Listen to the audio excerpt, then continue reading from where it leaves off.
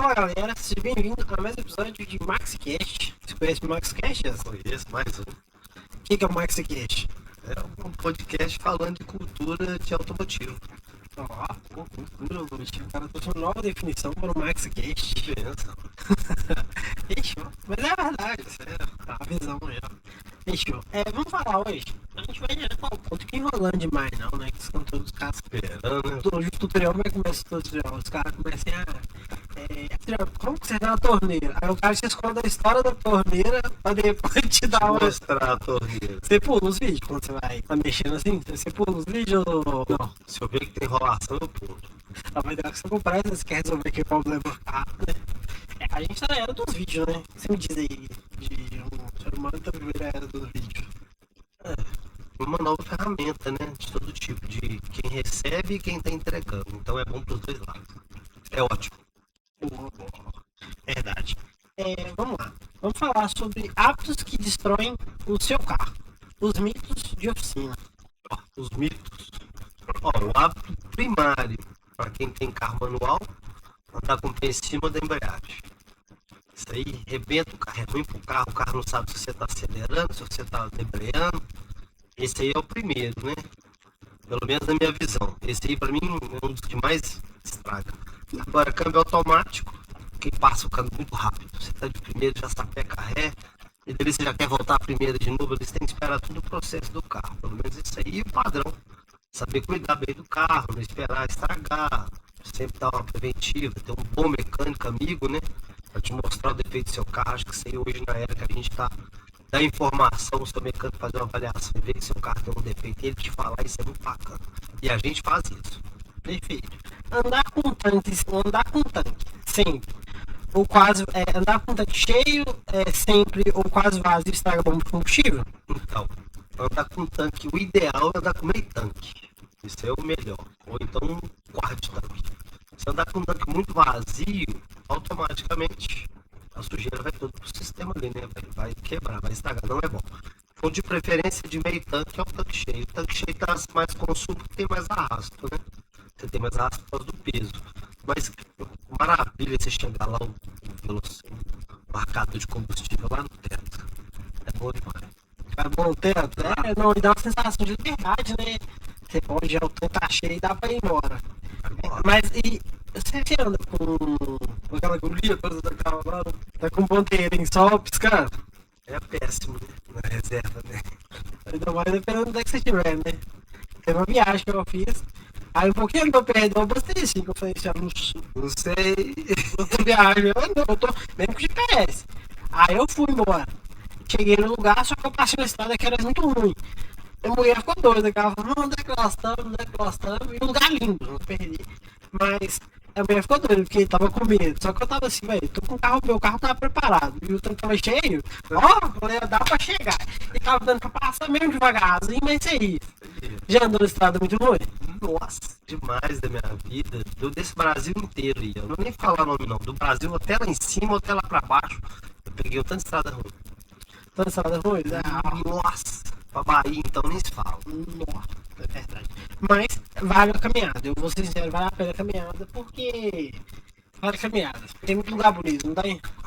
É muito bom. Eu tive a desoportunidade, que eu nem sei se existe essa palavra, de ter que ir dirigindo, né? Deve ser gostoso alguém que sabe dirigir, você vai vendo a paisagem, né? Eu gosto, quando a gente viaja no trabalho, eu gosto que você vai dirigindo, porque eu vou lá só e você vê coisas que eu não vou enxergar. E você repara, você tem como você reparar. Agora a pessoa tá focada ali na direção, você não consegue tanto reparar. Então é legal. E você tem que confiar em quem tá indo dirigindo também. Tá... É verdade, você consegue descansar, ler um livro. Eu sou assim também, eu sou aquela pessoa que eu não confio, eu tô dirigindo ali, pá.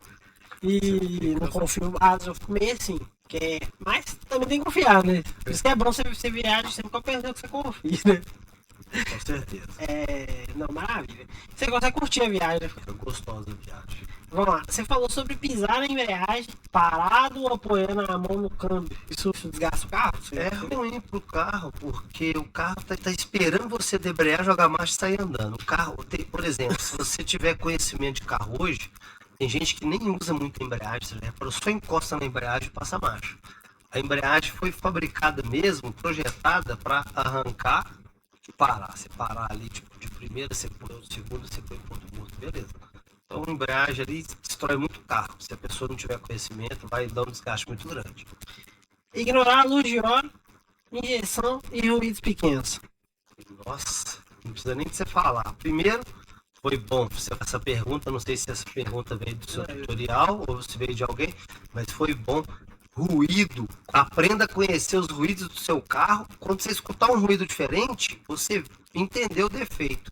Troca de óleo, então tudo tem que estar certinho para o carro ficar com aquele barulho, sabe, redondinho, o cilindro trabalhando tudo bonitinho. Aí você vai aprender e você não vai ter problema no futuro. Não vai ter problema? Não. Ah, fixe. Troca de óleo ou só quando lembrar? Então, troca de óleo é mais. Pra mim, a troca de óleo é a manutenção mais barata que tem no carro. Eu nunca deixo de fazer uma troca de óleo, mas a troca de óleo você vai deixando passar, vai virando borra no carro, dá um tanto de problema, traz um tanto de problema pro mecânico, no final vai ficar muito mais caro. Ignorar a troca de óleo, né? Que realmente tá dentro da pauta, né? Que é a questão de 7 hábitos que acabam com o seu carro sem você perceber, né? E essa questão de lavar o motor com jato forte ou sol forte da pintura. Realmente, que sol forte ele vai queimando a pintura, né? Você queimando a pintura, a pessoa deixa o carro em qualquer lugar, né? Vale a pena ser aquele cara do condomínio que põe isso aqui pro saquinho em cima do carro? Então, vale a pena. Então, eu sou da época de quem tinha carro top mesmo, cobria o carro até com cobertor. Você já viu? Então, para pensar, você cobrir o carro das intempéries não é ruim. Agora, você tem que ter uma coisa bacana pra você jogar lá por cima, né? Verdade, porque não tem coisa que vai arranhar o carro, né? Dependendo se o cara, tipo, ele tipo assim. Só arranhando o carro, dependendo dali, do veludo, do acabamento interno. O cara tem que olhar isso aí, porque isso é detalhe, isso que estragar a pintura no uso também, que é igual passar o dedo no vidro, essas coisas. É isso aí que vai estragar. Mas é aquela pessoa, né, que é chata com o carro. Olha, tem pessoa que é mais largada, não tem? Tem. Isso aí é a pessoa. Verdade. Então lavar o motor com jato forte. Pra lavar o motor com jato forte? Não é bom. É, corta um tanto de fio, né, cara? Você já viu o vídeo daquelas máquinas de pressão cortando as coisas? É forte, já passou nos papéis, já sem querer? Então, é o jato do mais forte que eu É falar, aquele jato forte de alta pressão. É, te machuca. E o que ele faz com o fio? Ele corta o fio fácil. Estraga. E não, a água consegue chegar nos mínimos lugares, né? A água, você molhou o lugar ali, ela consegue penetrar, porque a umidade é a diferença da elétrica. A umidade, ela consegue buscar a sequidura e entrar. Então, quando ela pega o componente eletrônico, a primeira coisa que ela faz, os componentes eletrônicos são completamente secos, a água entra e deposita ali, e é física. A sequidura puxa a água. Por isso que você vê que a gente abre muita central, a gente abre muito componente eletrônico, os componentes são todos enferrujados, todos cheios ali de derivação de acidez, né? Então, realmente, a água, se lavar motor, eu sou daqui da antiga, que nem se lavava motor, de morrendo de medo do carro se deixar na mão. Subir a guia e andar com o pneu careca ou mal calibrado? O que você me diz isso aí? Subir a guia, andar com o pneu careca ou mal calibrado? Tudo errado. Calibrar pneu pelo menos uma vez por semana. Tem gente que calibra pneu de 3 em 3 dias, porque o pneu, querendo ou não, a pressão quando você calibra ali, o dia tá mais frio, o dia tá mais quente, o ar é volátil. Tem aquecimento, tem pré-esfriamento, tem pré-aquecimento. Então você colocou hoje 32 ou 34, amanhã já tá com 30. Mas não é porque você colocou errado, é porque o ar é volátil. Então você tem que procurar. Vai fazer uma viagem? Calibra, todo mundo confere o step. É muito importante. No meio da viagem, você chega lá, cadê o macaco? Não, confere ali o step, o macaco, a chave de roda. Então tem que olhar muito bem. E subir a guia? Então, subir a guia vai ser multado, né? Mas dependendo do lugar onde você estiver, João, eu já passei em lugar assim do pneu furar comigo, a rua muito estreita, eu tive que subir na guia. Eu fui obrigado a subir na guia para trocar o pneu e ir embora, porque onde estava ali o trânsito, ali, se eu parasse ali, eu estava perdido. Também rapar o pneu também, né? Aí vai comendo o pneu, não, né? mas aí, cara, então um macete subir na guia, não, devagarinho, né? Tem os macetezinhos pra você não estragar o pneu, nem a integridade do pneu. Vamos lá. acelerar com o motor frio, desligar logo após andar forte, tudo. Então, Tem esse? O que você me diz aí? claro que tem, tudo tem a ver. O corte é projetado para ser cortado num carro de competição. O primeiro corte é colocar no ponto morto. Esse é o primeiro corte. Todo carro de competição tem. Você esticou ali o máximo que você deu. Ele nunca vai voltar marcha para segurar o motor porque ele quer preservar o motor. Ele pode até fazer. Obviamente, se ele vê que deu algo de errado, ele pode buscar ali. Agora, se ele ligar o carro e enfiar o pé no acelerador, estou tudo vazio, o óleo nem chegou lá em cima, lá na parte do carro, na parte do cabeçote ali, tudo bonitão para entregar o óleo. A primeira coisa que você faz é uau, é ferro com ferro, então vai estragar alguma coisa, é ruim. Então ligou o carro, deixa o carro funcionando. Exatamente. Deixa ele uns 5 minutos, 3 minutinhos, 2 minutinhos. Você pode acelerar ali e para desligar. Chegou um pouquinho, espera um pouco. Eu gosto de esperar até a ventoinha desarmar. Depois que a ventoinha desarmou, eu vou e desligo o carro. É costume, né? Cada um tem um jeito, mas eu mexo com o carro há muitos anos, eu tenho esses costumes. Com certeza. E acelerar com o motor frio. Acelerar com o motor frio é você buscar ferro com ferro. O motor é ferro com ferro. Quem faz a diferença e a separação de todos esses componentes ou de material para material é o óleo. Se você ligar o carro e já acelerar o carro, automaticamente o óleo não vai chegar nunca para lubrificar quem tem que ser lubrificado. Não dá tempo do óleo subir, né? Não dá tempo. Aí é contra a física, o motor trabalha de cima para baixo, o cárter está embaixo, a lubrificação completa está lá em cima, é igual uma árvore. Tem que subir, fala aquele produto que dá força para a árvore. É a seiva. Seiva, isso mesmo, rapaz inteligente é diferente. E essa questão de ligar logo e andar forte, o que isso muda em tudo?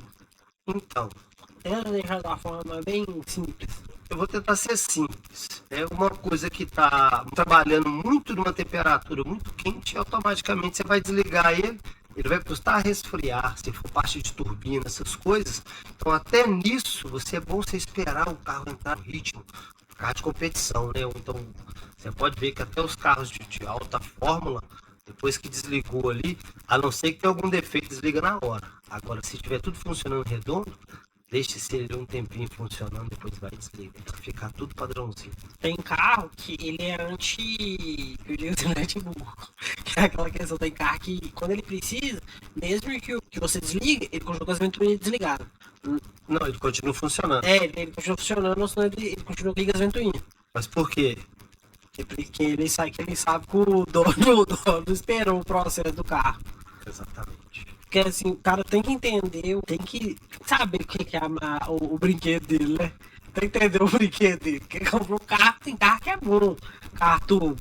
O cara, a menos que o cara comprou um carro ali e não estudou, tem que ver algumas coisas ali, né? Muita coisa, tem que aprender muita coisa. Para quem quer ter um carro turbo hoje, tem que aprender muita coisa. Aprender ali, tem que cuidar, né? Verdade. Vamos lá. Truque secreto que 90% dos motoristas não sabem. Truque secreto que 90% dos motoristas não sabem para que serve. O que você me diz? Tem algum truque? Truque? Solta o truque na cartola. Vou soltar um truque na cartola. Desde que eu estudo refrigeração, é uma área que a gente tem conhecimento, graças a Deus, de bastante tempo, eu vejo muita gente entra, fecha os vidros, põe o ar-condicionado para funcionar, ele chega a ficar de 10 a 12 minutos ali com a ainda quente. Por quê? O padrão é você fazer a troca do calor, usando o próprio ar-condicionado para jogar o calor quente para fora, usando o ar frio para jogar o ar para fora, com as janelas abertas, de 1 a 2 minutos, e automaticamente você vai trocar a temperatura assim, gritantemente dentro do carro, depois você fecha e espera o processo acontecer. Vai ser um tempo de 5 a 6 minutos, você vai ganhar aí 10 minutos de conforto, mas é bom para o sistema, porque você está pegando o sistema, deixa ele trabalhando sempre livre. E ali você pega alta caloria e joga ele para dentro do sistema para fora. Aí ele tem que fazer essa função, e é só jogar para fora. Vamos lá. E a questão, agora vamos falar que truque 90% dos motoristas não sabem. Sabia que 90% dos motoristas não sabem para que serve o encosto de cabeça, que é a segunda função dele? O encosto de cabeça? Qual Não que é para encostar a cabeça, não? Não, claro, encosto de cabeça lá. E depois? Qual que é a segunda função dele? Nem eu sei. Você não sabe, encosto de cabeça, ele serve pra você, tirar ele, tem que bater no vidro pra quebrar. Você precisa sair. Ah, tá, não, perdão. Já sabia assim, mas não imaginei nunca que você ia falar isso. E também tem gente que não sabe. Isso aqui apareceu muito como comentário de pessoas que não sabiam disso. Então, eu já vi que o encosto de cabeça tem em certos carros, dá pra você tirar ele e calçar ele no banco de trás, o banco certinho, pra ficar como se fosse uma cama. Você tirando o encosto de cabeça. E. Ah, tá. Ele abaixa total e casar com o banco de Casar trás com o banco. e a pessoa poder deitar. Isso. Tem outra coisa também, que a pessoa. Pode andar assim com de cabeça? Não. Por quê? Imagina se você sofre um acidente, um impacto de alguém bateu na sua traseira. Você vai quebrar seu pescoço. Que a pessoa se vai de arrasta pra cima. Hã? Vai de arrasta pra cima. É, já vai direto pro céu, meu amigo. Não quebrou o pescoço, acabou. Só se for Deus mesmo sua vida. E outra coisa, função do freio motor. Qual que é a função do meu freio motor? A gente não sabe que tem um freio motor. Freio motor é você usar a própria caixa do seu carro para frenar seu carro. É o básico. Você, por exemplo, você precisa fazer uma frenagem muito brusca, você freia e usa o motor. O freio motor dá mais segurança que o freio brusco. Botão alavanca esquecido. Não sei o que é esse. O botão alavanca esquecido. Esquecido mesmo. Isso é uma pergunta, né? Não, isso aqui é só uma pauta que tá Essa é aqui. uma pauta. Então vai. Botão esquecido do carro, que eu acho que nem existe mais, é botão afogador, essas coisas você nem vê mais. Era Subaru, tinha. Foi da minha época lá, um pouco mais para trás. E o que eu vejo que é esquecido hoje, que eu mesmo esqueço, botão de destravar e travar a porta. Que eu entro no carro, tem hora eu esqueço que tem o botão para travar e destravar a porta. Você vai lá na tranca e pá! Eu passo de vez em quando, eu sou das antigas, né? Então tem um botãozinho para travar e destravar a porta. Vai puxar, né? Eu faço isso, eu até porque é costume. Eu vivi baixando trinco. Ah, baixa no botãozinho, né? Ué. Né? Hoje já não, hoje tem lá os botãozinhos, destrava e destrava. Então, destrava. Ué, tecnologia. Vamos lá, então. Mitos de oficina que é verdade e que não é lenda. Mito de oficina que é verdade, não é lenda. Tem muita oficina hoje que não mexe em carro do Peugeot. E não é mito, não, é verdade. Isso não é mito? O cara Não é fala mito. assim, eu não quero. Não mexe, não mexe. Não quero, dá licença e. Não mexe Citroën, E o cara recusa carro. recusa. Não é mito. Outra coisa, gasolina aditivada faz um milagre? Então, gasolina aditivada, eles contam uma história muito real, né? Mas eu que fui criado quando a gasolina tinha até cheio de gasolina. Quem viu a gasolina antigamente, as gasolinas de hoje tinham que ser mais que pódio, porque as gasolinas antigamente era coisa pura. Hoje a gasolina é puro álcool. Então pra mim é tudo mentira. É verdade ou é lenda? Então, você que me ensinou aditivado, colocar aditivado. Quando você coloca um aditivado é diferente. O aditivado ele tem a consistência ali que vem concentrado no aditivado. Né? Quem me ensinou isso foi você. Ah, tá. Pra você comprar o aditivo e você mesmo aditivar. Com certeza. Aí é diferente. Compra lá a coranja lá. Então, pra mim é mentira, é mito. Ah, não, meu posto faz. Ah, não, mas tá aqui. Eu tenho a pesquisa com o meu mas você faz pesquisa todo dia? Você confere todos os caminhões? Falou, viu? É aquela quest, né? Melhor você ativar, vende o aditivo. Você pode aditivar. E é mais barato, bem mais barato. Então só a vantagem. Outra coisa, tem que esquentar o carro parado? Então, eu sou daquele que acho que todo mecanismo que está parado, você ligou ele, seria bom você dar ele um tempo para esquentar. A central, todo mundo, não esquentar a central, mas a central fazer o reconhecimento, tá tudo funcionando. Tem gente que já liga o carro e já sai andando, né? Essa parte também, igual que eu tenho que esquentar o carro parado. Também entra na questão, se o carro tá parado, eu tenho que lá ligar ele. Tem que fazer isso? Tipo, se o carro fica sem parado. Você tem que ligar o carro, tem que ir lá ligar e bater na chave. Tem. Muita gente tem o carro lá e o carro tá lá. O certo é ótimo. O certo seria você ligar e andar no carro. Para toda a junção voltar toda ali no mecanismo de trabalhar, balanceamento, tudo. Aí você pode parar seu carro, beleza. Agora tem gente que fica só liga, desliga. Pelo menos você tá ligando e desligando, né? Pelo menos. Carregando a bateria do carro também, né? Tá carregando ali. Então, isso aí é verdade, Valendo? Você tem que ligar o carro? É verdade, você tem que ligar o carro. E também... Você é bom de carochinha. E essa beleza aqui é verdade. Mas ela faz milagres, os caras acham que o carro dele tá tipo meio murcho também, né? Tem gente que acha que colocar gasolina ativada vai deixar o carro dele tá murcho melhor, né? Mas os caras tá com defeito real lá. Então, o grito falhando. Eu vou te assustar então. Eu sou da época dos caras que preparavam carro em Minas Gerais, que eles compravam gasolina de avião para colocar nos carros preparados. Então imagina, a gasolina era simplesmente quase que 100% pura. Você pega a gasolina hoje, ela tem quase 40% de álcool. Mas a gasolina pura mesmo, você vê que a camada atômica do álcool e da gasolina, essa que é a do álcool, ele é muito mais frio. Então, assim, a explosão da gasolina é muito mais volátil, muito mais fácil de ter combustão. Então, o cara tem que comprar puro mesmo. Concordo contigo. Concordo contigo. Mas eu falo assim, porque saiu muito carro antigamente e os carros já vinham preparados, eles eram só gasolina. Aí depois é que veio a época dos carros preparados só a álcool, porque o combustível é mais frio, a entrega é maior. A questão também entra muito a questão do carro flex, né? Que o carro flex, ele é o pato, né? O pato quer correr, nadar e voar. Não tem jeito. É igual a gente comentou no último episódio sobre aquele carro da BYD, que o motor a combustão ele é preparado só para gerar eletricidade. Qual que é a diferença nesse projeto híbrido dos carros? Então, esse projeto híbrido, pelo que você está me passando, é uma coisa tão inteligente, porque o motor ele não tem que sofrer carga, ele só tem que gerar uma rotação para gerar energia. E isso aí deve consumir pouquíssimo combustível. Mas o que muda? E a questão do mecanismo entre o motor e a caixa de marcha, o que transforma ali, que pesa, ou que tem que esse motor vira o pato? Ao contrário desse motor projetado só para gerar energia. Só para gerar energia. Porque o motor que foi projetado para entrar, ele primeiro que o motor vamos falar do híbrido ou do padrão? Não, é esse híbrido. Do híbrido. O motor foi projetado para entrar numa certa rotação. De cara, eu já acho uma construção estranha, mesmo ele tendo embreagem para entrar, que eu não estudei tanto, mas de cara ele já recebe uma rotação que, querendo ou não, já é um pouco mais alta, que já é o contrário, né? Que a gente lembra da parte elétrica, ele tem o triângulo, então entra assim com a fraca para depois ter a mais forte. De cara ele já recebe uma questão de entrega.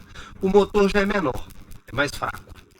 Concorda comigo? Então ele é menor, ele é mais fraco, para suprir uma energia que ele tem que entregar para que o motor elétrico fique ali mais tranquilo e gere mais tempo de consumo de energia de bateria. Então, automaticamente vai ser duas coisas para darem defeitos. E esse motor da BYD que você está comentando comigo, que ele foi projetado só para gerar energia, ele não gera carga nenhuma, ele não gera pressão de entrega e não gera torque nenhum para ficar dando pancada em alguém para fazer uma parte de transmissão trabalhar. Não, é só tocar uma parte de entrega do motor elétrico, que só vai gerar energia, todos os componentes já estão prontos. Então, foi um avanço bacana. Então, nesse aspecto, você tem dois problemas, se essa é a resposta da pergunta. Tem dois problemas, sim, e tem a questão de que o carro em si, ele tem pressões diferentes. Por exemplo, o motor a combustão comum, ele tem uma pressão a 30 km, a 80 km, assim vai. Então, você concorda, é a questão do estresse. Então, assim, ele tende a durar mais. Se for um motor projetado só para uma única rotação, que vai ser só em suprir o motor elétrico, que você comentou, não é? E é uma rotação baixa, porque para você ter entrega real, é pouca coisa acima de 1000 RPM. Então, a rotação vai ser um cheirinho de gasolina fazendo o sistema trabalhar e entregar energia real para o sistema. Que é uma outra ideia dos caras, né? Os caras trouxeram ali a tecnologia. Menos problema. Menos problema. Menos problema. Dois motores ligados a uma engrenagem só é menos problema. Menos defeito, menos peça, menos gasto. Foi inteligente. Não, e aquela questão, eu falo, o cheirinho de gasolina. O carro é assim, o projeto e os caras estão investindo nessa ideia pesada.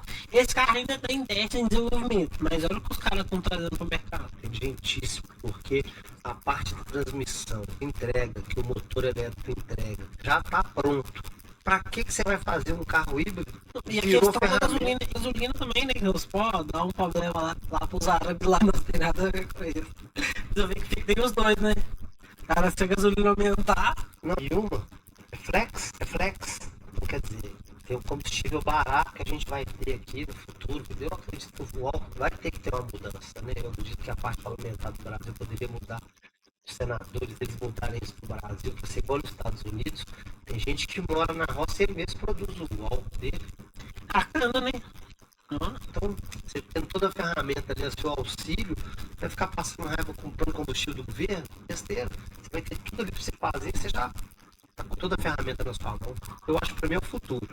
O carro a álcool híbrido, né? O híbrido. O carro a álcool e híbrido. Híbrido. Ele não pode ser álcool e gasolina. Não. Se a gente tiver essa configuração ideal disso, tudo garanhão. Carro a álcool e híbrido. Aí faz isso aí, muda a ideia, muda o modelo. Escutou? Mas dá pra mudar. O cara fizer isso aí, top. Tanto que o cara vai ter autonomia de combustível, né? E assim, porque o cara que ele tá querendo, o híbrido, ele tá querendo economia de combustível e autonomia. Você quer assustar? Um motor para tocar 1 cavalo, se eu não me engano, são 2 cavalos para tocar 1000 RPM, não é isso? Não, 3 cavalos para tocar 1000 RPM. Motor de 3 cavalos para tocar 1000 RPM. Se for a combustão, é pouco combustível que gasta e ele vai te entregar tanta energia, porque o motor trifásico deve ser um motor, sei lá, não tem nem ideia, deve ser uma coisa de entrega absurda, porque ele já está girando, então pode-se fazer uma coisa pequena com uma entrega muito grande. Então, um motor pequeno vai ter uma entrega muito grande de energia real, que vai abastecer seu carro para rodar mais 200, 300 quilômetros. Com certeza. É um projeto incrível. Dá pra copiar também, quem quiser copiar, não compra. Mas se pegar uma configuração igual de outra marca, você pegaria? João, eu acho que essa marca tá vindo aí para dar uma estourada mesmo. Essa coisa aí vai ser, até pra gente mesmo estudar, vai ser bom pra gente no Brasil estudar isso. Verdade. Vamos lá então. Fechou. Óleo mais brusco, e vamos terminar ali com a viajada, né? Que é verdade e o que é lindo. Aí tá aqui, ó. O óleo mais grosso é melhor? Então, o óleo mais grosso, ele nunca vai ser melhor. Se o seu carro é zero, ele tem um óleo a ser usado.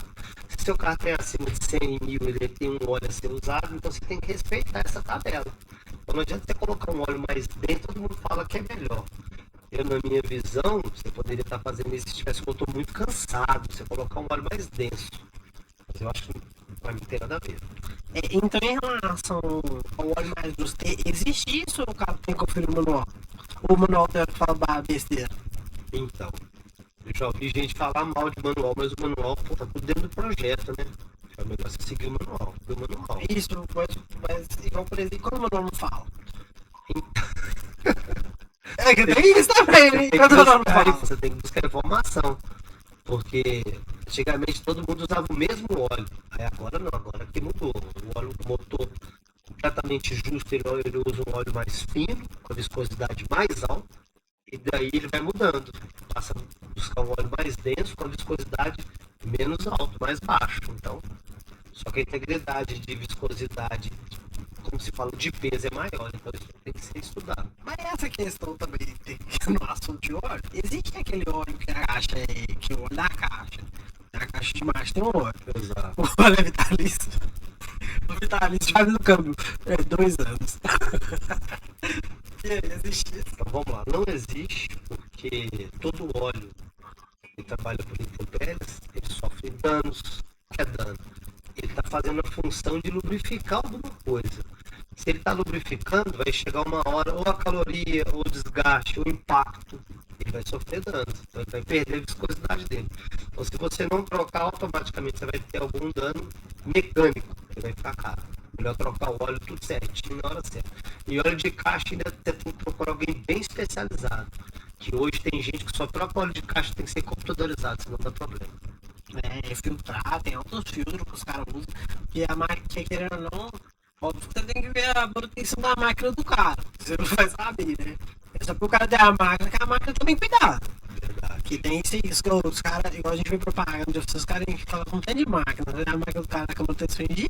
Tá contaminada? Aí tem isso também que você falou. Mas essa questão dos filtros, a máquina passa altos filtros para não ter para não voltar a sujeira pro carro, né? Que usa o óleo para limpar. Exatamente. Vamos lá. Em quanto tempo trocar o óleo, correia, fluido e pneu de verdade? Então, vamos lá. Pneu é uma coisa que dá para durar mais tempo. Então, pneu você vai visualmente, né? Se você tem desgaste ou não. ou se ficou velho. Eu já tive carro de rodar muito pouco no pneu e começar a apodrecer, né? Ficar ressecado. Aí você tem que trocar, você não pode rodar no pneu assim não. E o restante, correia dentada. Tenha KM certo para trocar correia dentada, é só respeitar. Trocou correia dentada, troca tensor. Se for parte corrente comando, é 200 mil, você vai lá e faz a troca. Então troca o tensor, a corrente está perfeita, você troca o sensor. Parte de freio, fazer a conferência, tem algum problema no freio, trocar óleo de freio. Eu acredito que pelo menos de 2 em 2 anos teria que trocar óleo de freio. O brasileiro não troca óleo de freio, troca óleo de freio a cada 10 anos, sabe? Você vê que loucura, uma coisa muito barata. Então, falta de manutenção, fugir um pouco da pergunta, mas tudo é preventivo. Se você puder fazer preventivo, vai ser melhor. Igual você falou, fluido de freio, correia dentada, e também correia dentada. Pessoal, que a pessoa tem que trocar de quanto tempo? Então, tá aí o mistério, né? A correia dentada tem um macete para você saber que ela tá quase estourando. Muita gente nunca nem fala. Mas qual que é o macete da correia dentada? Se você conseguir trocar de 40 em 40 mil, eu acho muito difícil ela estourar na sua mão. Pelo menos isso aí é o que eu vejo. Eu já vi correr estourar com 42, com 45, já vi correr estourar com 80 mil quilômetros rodados. Você vai esperar, qual que é o macete? Ela se mostra, ela dá um espelhamento nas costas dela. Ela espelhou, o que a gente chama de espelhar? Ela passa o desenho da frente, de onde são os dentes, para as costas da correia, é hora de trocar. Aí você troca a correia e pessoa. Maravilha, isso mesmo. Correr, troca de óleo, tem vários óleos dentro do carro, se a pessoa não sabe, por favor. Tem gente que pode falar, A pessoa, por favor, tem que saber que tem mais de um óleo dentro do carro. ó, Tem quantos sistemas assim, conta aí na mão aí, Vamos desenha aí pra nós aí. Quantos sistemas que possui óleo dentro do carro? um carro básico, um Fusca. Não, vamos pegar um carro, vamos pegar um carro popular. O que seria um carro popular? Um carro popular, que é o kit de dignidade. Que kit de dignidade? Vamos lá, um carro até 50 mil reais, que dignidade. Óleo de freio fundamental para frenagem. Ainda mais que ABS. E óleo de caixa de marcha, um carro digno, né? Então já são dois. Frenagem, caixa de marcha. Ar-condicionado. Não, olha para você ver. Ar-condicionado, direção hidráulica. Só do básico já tem 5. Menos o ar-condicionado aqui, não falando que ele possa matar alguém, mas esses outros aqui, tudo aqui pode te deixar na mão. Pode travar o motor, fazer você bater. Óleo de freio pode fazer você não ter freio, frenagem, bater. Óleo de direção, sua direção pode travar ou ficar dura demais, você acabar batendo. Então, tudo perigoso. Então, só de cara de 5 a 6 horas. Tem carro que ainda tem muito mais, porque tem um tanto de controle de baixa temperatura, 2 horas só para a caixa de marcha. Então, tem carro que é muito mais econômico.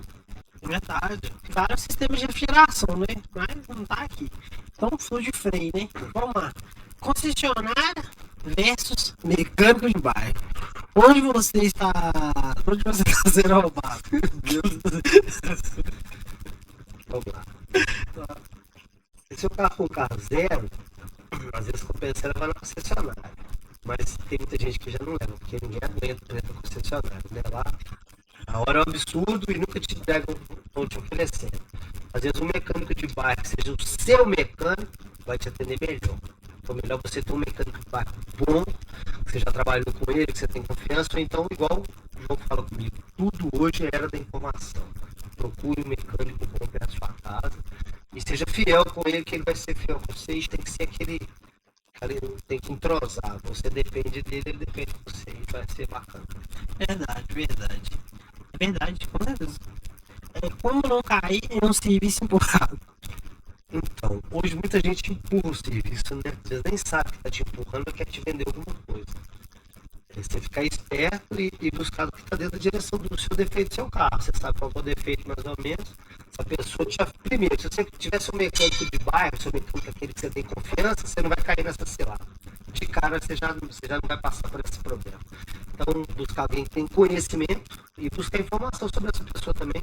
Se ninguém reclama dele, você não vai cair nessa furada. Porque mecânico de bairro é o que tem de bom. Obrigado pela concessionária ou pela lei? Então, garantia, hoje nós estamos na área da informação, não tem como ninguém te negar uma garantia, né? Se você quiser bater o pé, são obrigados a te dar garantia. Agora hoje tem tanta cláusula aí, né? Que vocês colocam aí.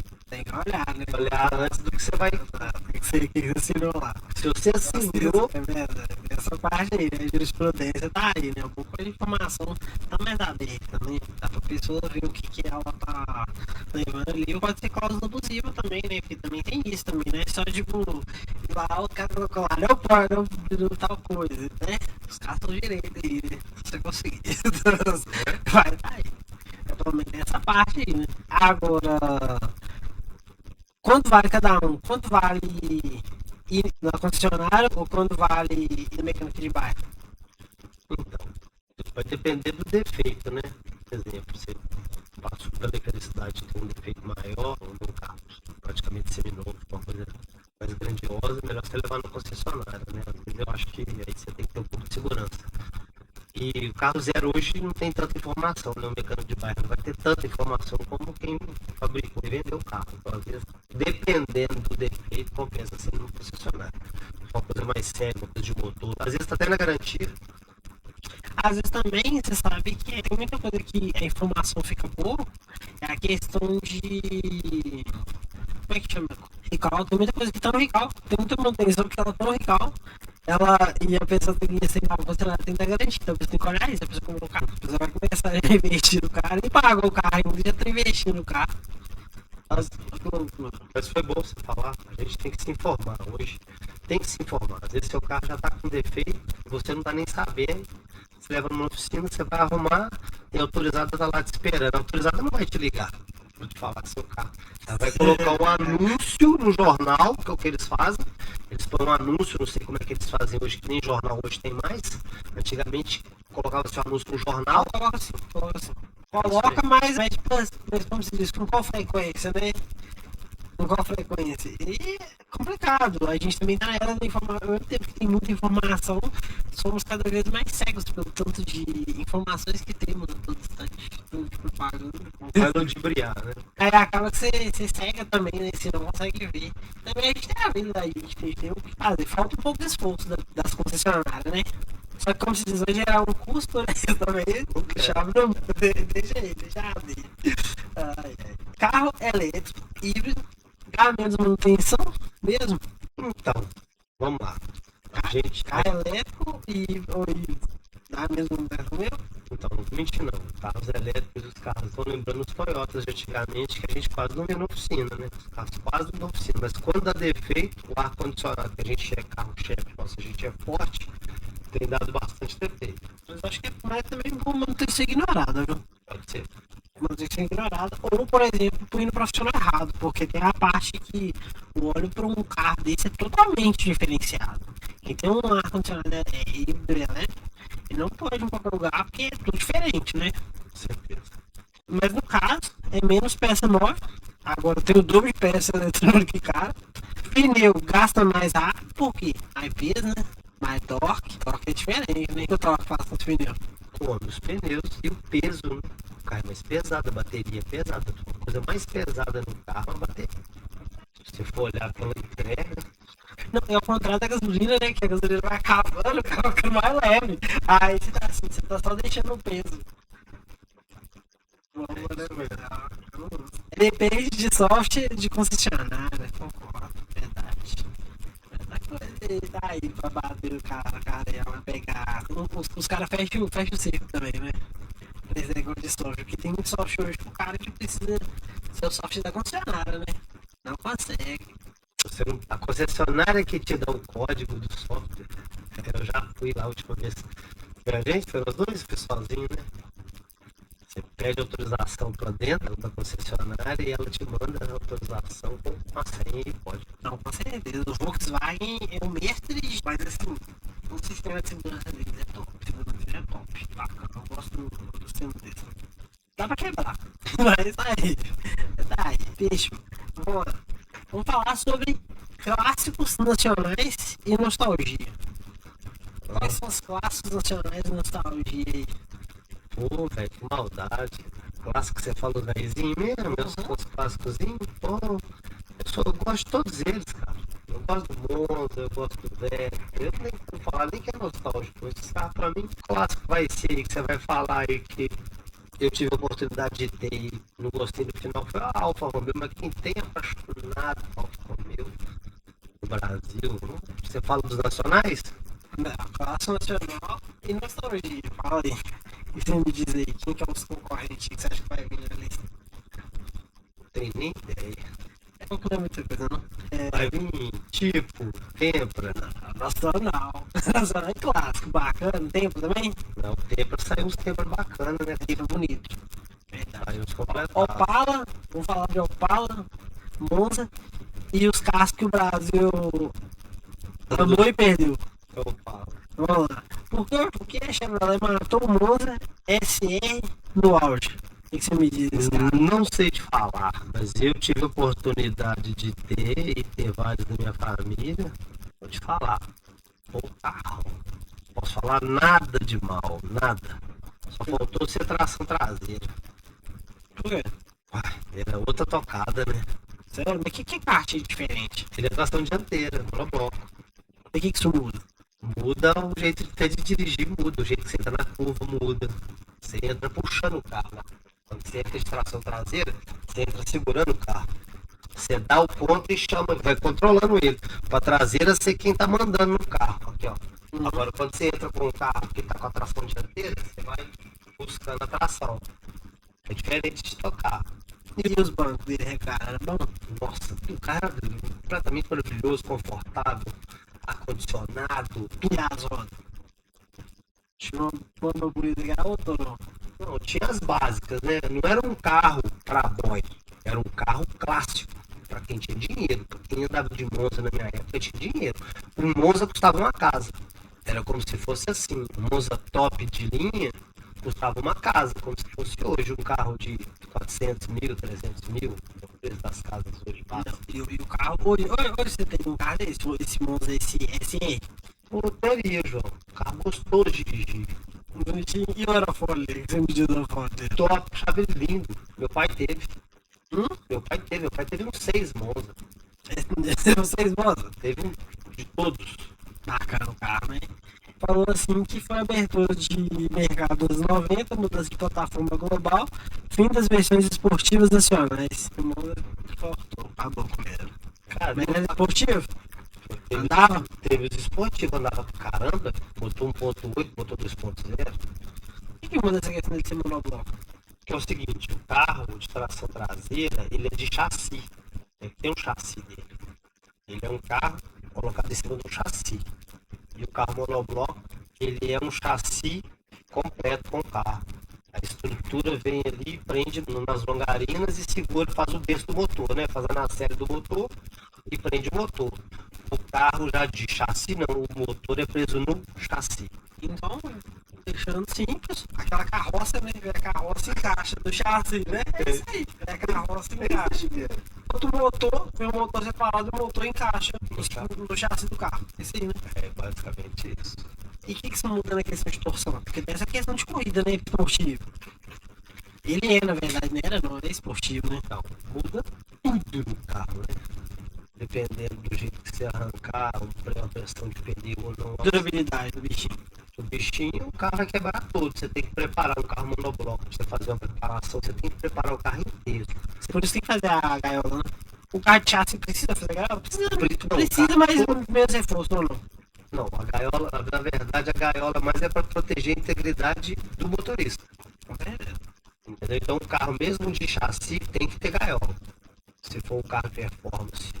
Porque é o seguinte, você está num carro de performance, ele se gasta 50 mil. Se você sofrer um acidente, ele te mata. Você tem que estar com a gaiola. Não, você nem vai poder brincar com o banquinho de novo. Você tem que estar vivo pra você pagar a conta que você gerou. Você tem que estar vivo. Mas é isso mesmo. Ah, ó, que isso. 100 mil de prejuízo. Tomei, mas pelo menos você tá vivo. Eu tô me lendo, tá? Já pra continuar. Ó, Traz outro lá. Bicho, carro nacional que viraram ainda, né? Por que carros nacionais que viraram ainda? Por que não existem mais? Como Opala, Maverick, Chevrolet, Gol GTI, Sport, Cadete. então. Ficou na história esses carros. É porque são os carros velhos que a gente teve aqui, né? Por exemplo, quem dirigiu o Opala, Eu acho que 90% da juventude hoje não tem, nem dirigiu, nem vai dirigir, porque é um carro para quem gosta. Quem dirigiu, sei lá, só pra você ter ideia, um Mustang, que é lá de fora, é igual você dirigir uma Maverick aqui do Brasil. Então lembra muito, sabe? Eu já tive a oportunidade de dirigir os dois. Então lembra demais. Obviamente o Mustang é um projeto como se fosse uma cópia, né? Lembra o outro. E a gente teve o Camaro aqui no Brasil também, que também tá. Então, qual que é a diferença? É você andar num projeto que ficou para a história, uma coisa que traz todo aquele motor, né? Que a gente, o brasileiro, ama ver o carro motor. E hoje a gente está vivendo, a juventude hoje, querendo ou não, nós estamos vivendo na economia. Os carros eram beberrões. O combustível era igual água. Eu lembro que eu tinha uma Opala lá que ele dava 3 por litro. 3 por litro? Imagina, 3 por litro. Dava pra gastar, dava pra investir gasolina, né? Então, se fosse pra você ir daqui na Água Santa, você tinha que encher o tanque. Quanto de tanque cabe o tanque desses carros? O Opala que eu tive, se eu não me engano, ele era 93, 94, 91, não sei. Eu não lembro mais, né? Ele pegava, se eu não me engano, 90 litros. Os tanques hoje são de 40. Aí uma vez você tinha que encher o tanque? Não, era essa a média. Se eu fosse na manhinha, dava 5, 6, não, na estrada. Tinha um tanque, dava pra você ir uma vez? Não, Aí pra você voltar, tinha que encher o tanque de novo. exagero. É porque é o seguinte, na estrada ele dava mais. Aqui dentro ele dava 3,5. Aqui Aqui dentro ele dava 3,5. Na estrada, se eu não me engano, ele dava 8 na estrada. Mas para qualquer lugar que você fosse, você tinha que encher o tanque, você ficava com medo. Já com medo de acabar. Então, e o que você me diz, então, assim, é fim da era dos esportivos? Realmente, com essa questão de gasolina também e eficiência, vai ficar difícil, né? O cara melhorar o carro dele, né? Melhorar o brinquedo dele. Eu acho que nem deve sair mais, assim, nem deve sair mais. Aqui no Brasil, saiu algum carro esportivo ano passado? Faz um estudo aí pra gente, porque esportivo mesmo, você falou bem, nós estamos na era da economia, nós temos economia energética. Na economia energética, vai, com certeza. Ó, lançou humilde. Quem? Lançou uma galera ali, vamos ver. Lançou uma galera ali, lançou só as marcas Top. Aí é outro nível.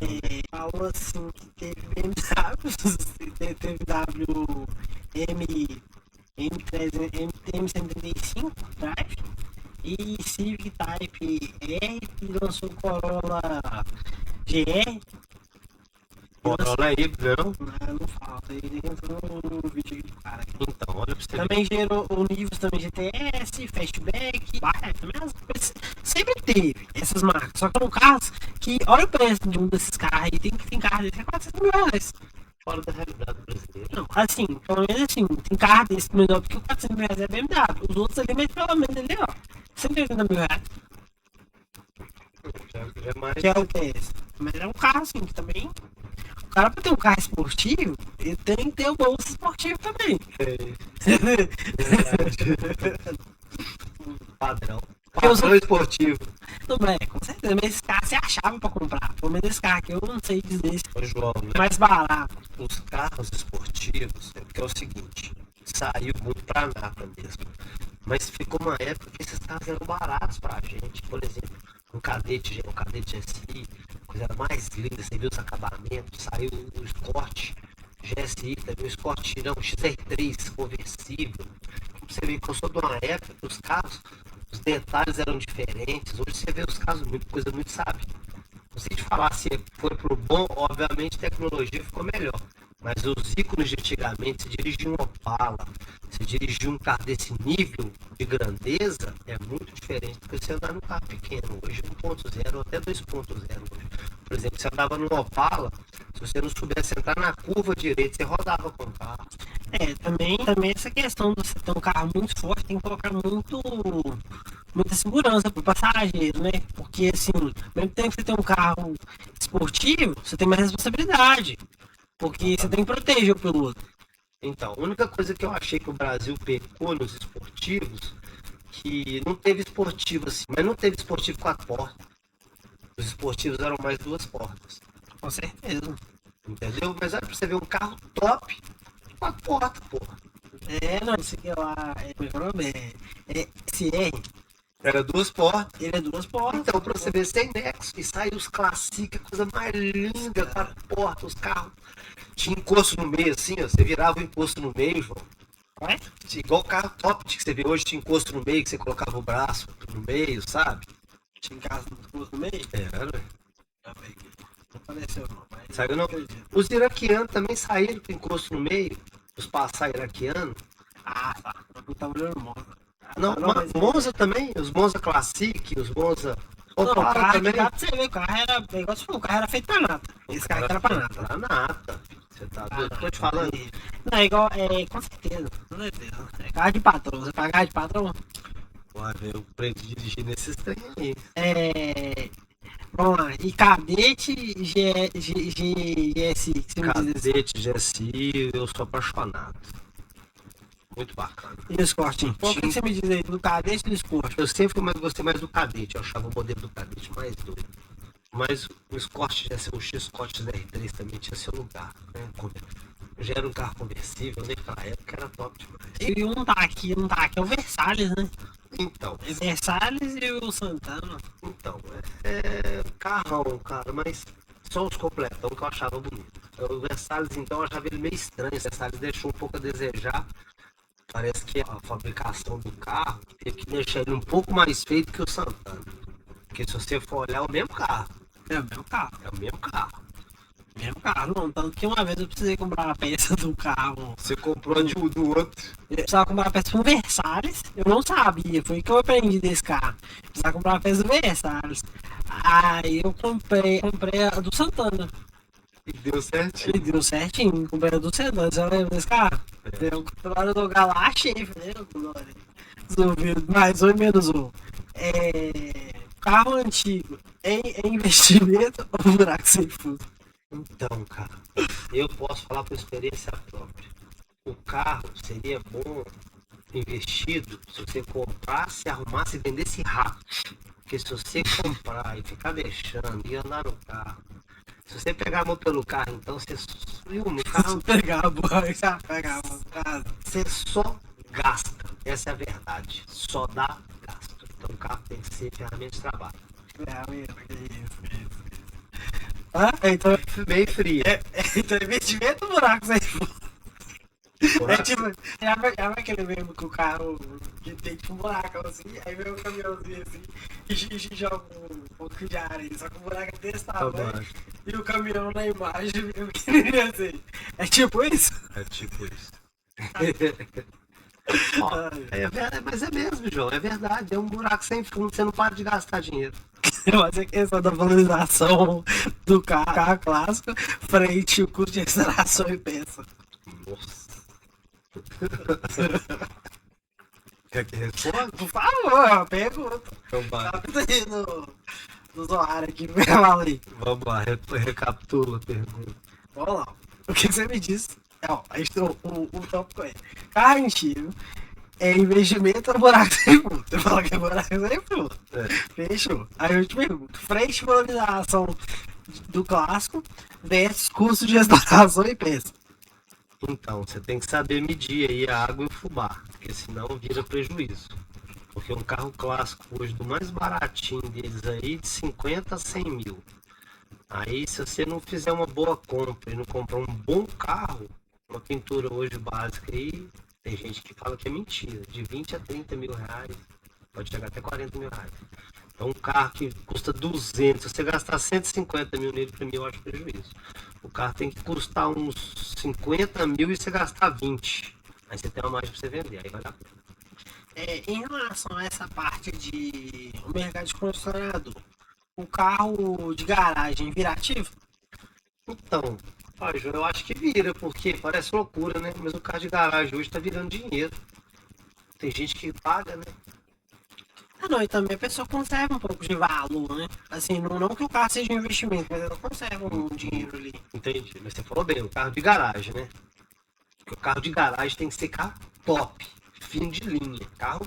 Não, e também tem carro clássico, que é aquele que a gente chama de carro antigo. Tem carro antigo que ele tende a valorizar? Tende a valorizar, isso aí é real no Brasil. Não, bicho, isso também vira um artigo, né? De luxo, uma coisa única. É isso toda a vida. A gente teve obra de arte, muita coisa, né? Bicho. Então, vamos lá. Carro antigo era mais durável? Ou é carro antigo é mais durável ou é só saudonismo? Não, é de verdade. Projeto, tudo era diferenciado. Projeto para durar. Hoje os projetos são para estragar. Os carros antigos com certeza são mais duráveis. Mas hoje tá mais simplificado, a mecânica antes era mais simplificada, hoje se foca mais na segurança. Então, E eficiência. ó, a gente tem que evoluir, né? Mas antigamente era mais eficaz. Não, não, mas ele falou assim que é mais simplificado a mecânica, ou hoje, tipo assim, é frente a. Hoje é mais seguro e mais eficiente. E mais confortável. Então, aí eu concordo contigo. É mais seguro, mais eficiente, mais confortável. Mas tem mais uma gama de coisas para te dar defeito no futuro, né? Cansaço, todo equipamento tem um cansaço, né? Até o mais simples. Verdade. Por exemplo, assim, não fechou essa parte da certo. O esporte, os esportivos acessíveis morreram para sempre no Brasil? Ou é Então, melhor você montar, ou ficou muito caro você montar o que tem que fazer hoje? ou ficou caro. Qualquer esportivo hoje no Brasil ficou caro. Até mesmo você montar? Se você imitar, né? Porque para você calçar um corpo, por exemplo, eu tô vendo muita gente restaurando Voyage, eles compram 3 Voyage para fazer um. Não tem nexo. Ele compra um Voyage GL velho para ter a parte dos bancos, forro, essas coisas. O outro para pegar o motor e parte estrutural e escolhe dos 3 ele faz um GL. Mas compra painel, o carro não é GL, né? Você está fabricando um carro que não é do mercado, né? Você está pegando um CL e fazendo um GL. Faz isso mesmo, velho. Faz, O cara faz isso aí. faz. Não, e hoje o rapaz falando sobre videogame, né? Tem videogame que ele é edição especial. Que, por exemplo, tem videogame que você liga ele faz som de motor, faz um som diferente. Aí, por exemplo, como os caras sabem que aquele tem de colecionador, os caras vêm, pegam a placa da edição que não é especial, aí ela não faz o barulhinho. Aí, por exemplo, o cara que conhece, tem cara que compra só por causa do barulho, aí ele vê, ele não leva, você acredita? Olha pra você ver. Você vê como que fabrica mesmo. Então, assim, o pirata tá aí, né? O pirata tá rolando, né? Aí você vai pegar o carro fabricado. Tem como descobrir se o carro foi fabricado? Não, vai estar no documento. Vai sair no documento do carro. Ah, tá, porque ele pegou a carcaça de um. Tá. Pegou 3 Ele santos pra restaurou. fazer um. Ele restaurou. Depende, se tiver ficado bem feito, vai dar pra comprar. João, eu vi um muito bem feito, mas eu que sou velho de carro, eu vi um bocado de falha. Eu vi algumas falhas, sabe? Aquela questão, né? É difícil. Eu acho gelado mesmo. Mas pode deixar geladinho. Não, beijo. Não era tão finalizando também. Tamo junto. O ar foi mais rápido que eu imaginei.